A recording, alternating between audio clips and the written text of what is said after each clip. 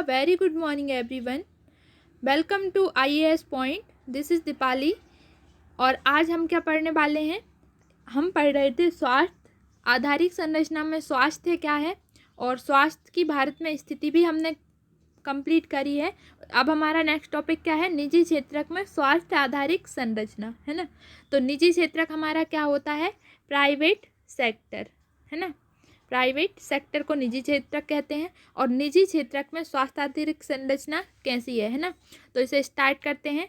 हाल के समय में सार्वजनिक स्वास्थ्य क्षेत्रक अपने कर्तव्य निर्वाह में बहुत अधिक सफल नहीं हुआ है। मतलब हाल के समय में सार्वजनिक स्वास्थ्य जो क्षेत्रक हैं वह अपने कर्तव्य निर्वाह में बहुत अधिक सफल नहीं हुआ, यानी कि स्वास्थ्य क्षेत्रक में आधारिक संरचना काफ़ी सक्सेसफुल नहीं हुई है। लेकिन इस अध्याय में हम और आगे अध्ययन करेंगे। इस क्षेत्र में निजी क्षेत्रक ने बहुत प्रगति की है, लेकिन इस क्षेत्रक में यानी निजी स्वास्थ्य आधारित संरचना में सबसे ज़्यादा सक्सेस कौन हुआ है, निजी क्षेत्रक यानी कि प्राइवेट सेक्टर, है ना। जो छोटे छोटे प्राइवेट हॉस्पिटल्स होते हैं, है ना, स्वास्थ्य आधारित संरचना जो छोटी छोटी प्राइवेट हैं वो ज़्यादा सक्सेस हुई हैं। आगे, भारत में 70% से अधिक अस्पतालों का संचालन निजी क्षेत्रक कर रहा है। उनके पास अस्पतालों में उपलब्ध बेडों का 2/5वां हिस्सा है। लगभग 60% दवाखाने निजी क्षेत्र द्वारा चलाए जा रहे हैं। वे 80% बहिर्रोगियों और 40% अंतर रोगियों के स्वास्थ्य की देखभाल करते हैं। अब क्या है, भारत में 70% अस्पताल संचालन कौन कर रहा है, भारत में 70% हॉस्पिटल्स जो हैं उनका संचालन कौन कर रहा है, निजी क्षेत्रक यानी प्राइवेट क्षेत्रक। उनके पास अस्पतालों में बेडों की संख्या कितनी है, 2/5वां हिस्सा उनके पास बेडों का है। और लगभग 60% यानी 60% दवाखानों का संचालन भी वही कर रहे हैं, कौन, निजी क्षेत्रक। ठीक है, 80% बहिर्रोगियों और 40% अंतर रोगियों के स्वास्थ्य की देखभाल भी निजी क्षेत्रक ही कर रहे हैं। आगे, पिछले वर्षों में निजी क्षेत्रक मेडिकल शिक्षा व प्रशिक्षण, मेडिकल प्रौद्योगिकी तथा रोग निदान, अन्वेषण, दवाइयों की बिक्री, अस्पताल निर्माण व मेडिकल सेवाओं की व्यवस्था में एक प्रमुख भूमिका निभा रहा है ना। तो इस सब में एक महत्वपूर्ण भूमिका कौन निभा रहा है, निजी क्षेत्रक, है ना। आगे, 2001 से 2002 में 13 लाख से अधिक मेडिकल उद्यम थे। 2001 से 2002 के बीच 13 लाख से अधिक मेडिकल उद्यम थे। ठीक है, और 22 लाख लोग, जिनमें से 22 लाख लोग काम करते थे। जिनमें कितने लोग काम करते थे, 22 लाख लोग। इनमें से 80% से अधिक एक व्यक्ति के स्वामित्व वाले थे। इनमें से 80% से अधिक एक व्यक्ति के स्वामित्व वाले थे जो समय समय पर भाड़े के श्रमिकों से काम लेते थे। उनमें से 80% स्वामित्व वाले थे और भाड़े के श्रमिकों से हेल्प लेते थे। ठीक है, विद्वानों ने कहा है कि भारत में निजी क्षेत्रक स्वतंत्र रूप से और बिना किसी बड़े विनियमन के विकसित हुआ। अब विद्वानों ने क्या कहा है कि भारत में जो निजी क्षेत्रक था ना वह बिना किसी नियंत्रण के विकसित हुआ है, क्योंकि इसे रोका नहीं गया कभी भी, तो ये काफ़ी अच्छे से विकसित हुआ है। कुछ निजी चिकित्सकों का तो पंजीकरण भी नहीं हुआ और उन्हें हम फर्जी चिकित्सक कहते हैं। अब कुछ ऐसे चिकित्सक थे जिनके पास ना तो कोई डिग्री थी और ना ही शायद उन्हें कोई क्वालिफिकेशन थी उनके पास, लेकिन उन्हें हम क्या कहते हैं, फर्जी चिकित्सक। क्योंकि उनका पंजीकरण हुआ है तो उन्हें हम फर्जी चिकित्सक कहते हैं। आगे, 1970 के दशक में उदारीकरण उपायों के कारण अनेक अप्रवासी भारतीयों और औद्योगिक तथा दवा कंपनियों ने भारत के अमीरों और चिकित्सा पर्यटकों को आकर्षित करने के लिए आधुनिक सुपर स्पेशलिटी अस्पतालों का निर्माण किया। अब 1990 के दशक में क्या हुआ, उदारीकरण उपायों के कारण अनेक प्रवासी भारतीयों और औद्योगिक तथा दवा कंपनियों ने भारत के अमीरों और चिकित्सा पर्यटकों को, भारत के अमीर लोग जो यहाँ के अमीर लोग हैं उन्हें, और चिकित्सक पर्यटक यानी जो बाहर से लोग यहाँ अपना ट्रीटमेंट करवाने आते हैं उन्हें काय के लिए करने के लिए, उन्हें अट्रैक्ट करने के लिए उन्होंने क्या किया, आधुनिक सुपर स्पेशलिटी अस्पतालों का निर्माण किया। यानी उनमें काफ़ी अच्छी, मतलब उनमें और भी अच्छी व्यवस्थाएं थी, है ना। आधुनिक यानी अभी के सुपर यानी अच्छे, स्पेशलिटी यानी स्पेशल वाले अस्पतालों का निर्माण किया, है ना, क्योंकि उनमें और अच्छी सुविधाएं होंगी तो जिससे भारत के अमीर लोग उनकी तरफ अट्रैक्ट होंगे और जो बाहर से लोग यहाँ आते हैं चिकित्सा पर्यटक, उनको भी अट्रैक्शन मिलेगा, है ना। क्या आप सहमत हैं कि भारत के अधिकतर लोग इस प्रकार के सुपर स्पेशलिटी अस्पतालों की सेवा प्राप्त कर सकते हैं। तो क्या आप सहमत हैं कि भारत के अधिकतर लोग इस प्रकार के सुपर स्पेशलिटी अस्पतालों की सेवा प्राप्त कर सकते हैं? आप मुझे बताइएगा, आप सहमत हैं या नहीं इस बात से, और अगर सहमत नहीं है तो क्यों नहीं है सहमत ये भी बताइएगा।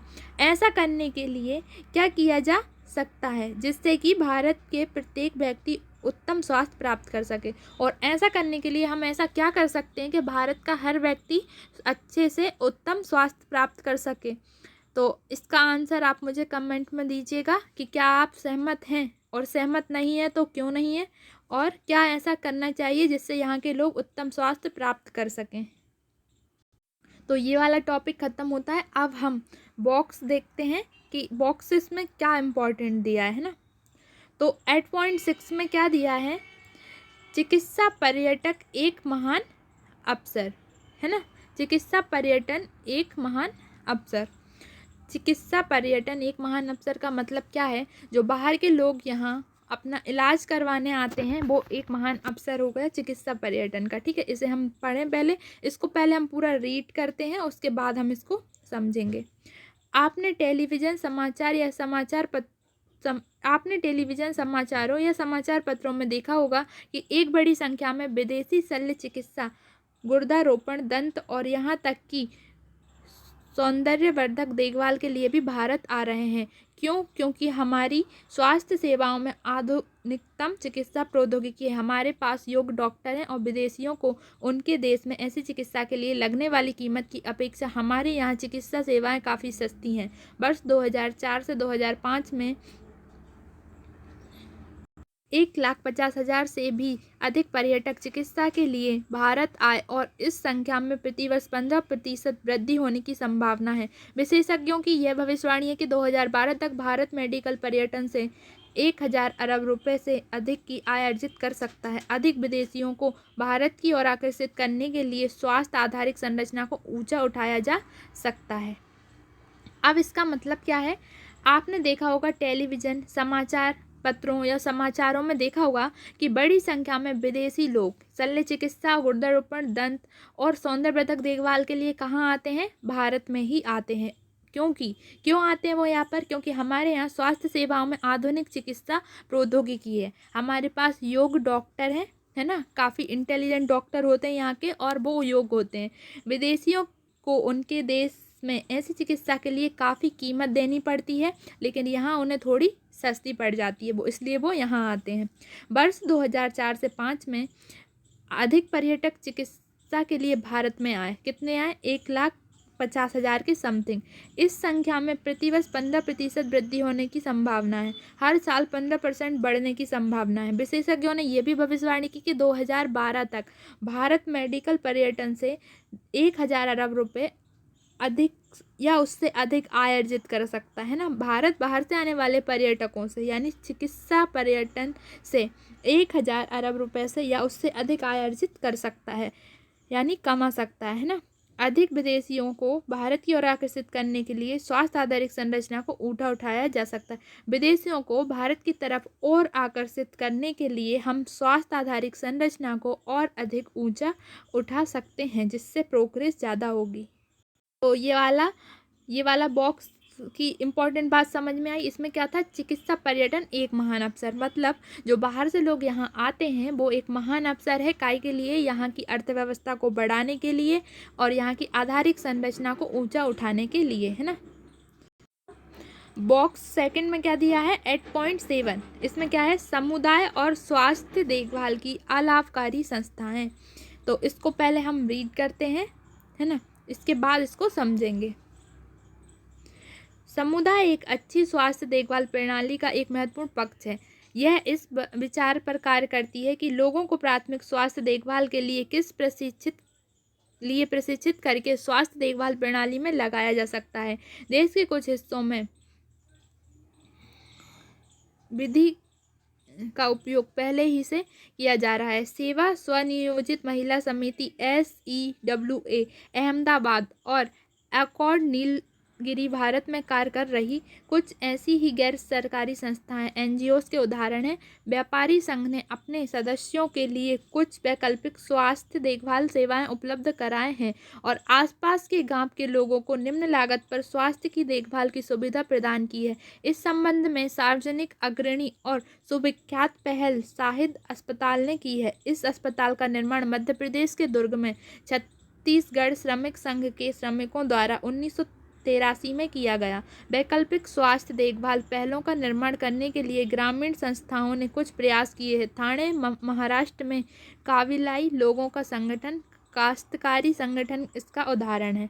यहाँ न्यूनतम लागत पर साधारण बीमारी का गांव के स्तर पर उपचार करने के लिए महिला स्वास्थ्य श्रमिकों को प्रशिक्षित किया गया है। अब क्या है, समुदाय स्वास्थ्य देखभाल अलाभकारी संस्थाएं। इसमें क्या दिया है कि जो स्वास्थ्य के लिए पहले प्रशिक्षित करके उन्हें स्वास्थ्य में जिनको लगाया है उसके बारे में बताया है। तो हम समझ लें इसको, समुदाय एक अच्छी स्वास्थ्य देखभाल प्रणाली का महत्वपूर्ण पक्ष है ना। अगर समुदाय बनाकर हम अच्छे से स्वास्थ्य की तरफ ध्यान दें तो ये बहुत अच्छी प्रणाली है, ठीक है।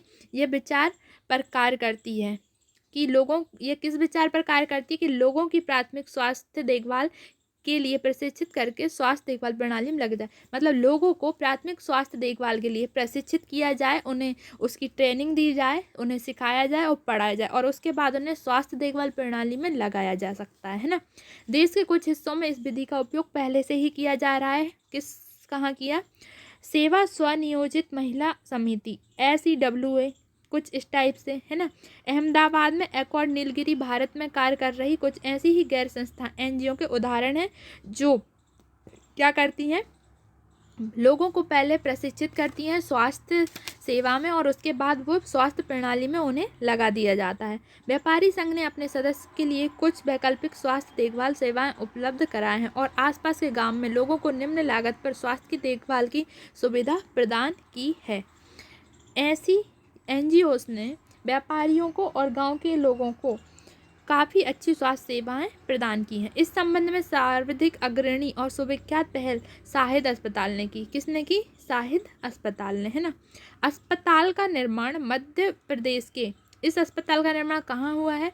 मध्य प्रदेश के दुर्ग में छत्तीसगढ़ श्रमिक संघ के श्रमिकों द्वारा 1983 है ना 1983 में किया गया है ना। वैकल्पिक स्वास्थ्य देखभाल पहलों का निर्माण करने के लिए ग्रामीण संस्थाओं ने कुछ प्रयास किए। ठाणे महाराष्ट्र में काबिलाई लोगों का संगठन काश्तकारी संगठन इसका उदाहरण है ना। यहाँ न्यूनतम लागत पर साधारण बीमारी का गांव के स्तर पर उपचार करने के लिए, यहाँ पर क्या होता है, कम लागत पर छोटी छोटी बीमारियों का गांव के स्तर पर उस उपचार करने के लिए महिला स्वास्थ्य श्रमिकों को प्रदर्शित किया गया है। यानी वहाँ पे क्या होता है कि जो महिलाएं होती हैं उन्हें प्रशिक्षित किया गया है स्वास्थ्य सुविधा के लिए और उन्हें उस काम में लगाया गया है जो कि न्यूनतम लागत पर यानी कम मतलब फीस में ही गांव के लोगों की बीमारियों का उपचार करती हैं और उनका देखभाल करती हैं, है ना। तो ये रही हमारी स्वास्थ्य और स्वास्थ्य देखभाल की अलाभकारी संस्थाएं, है ना।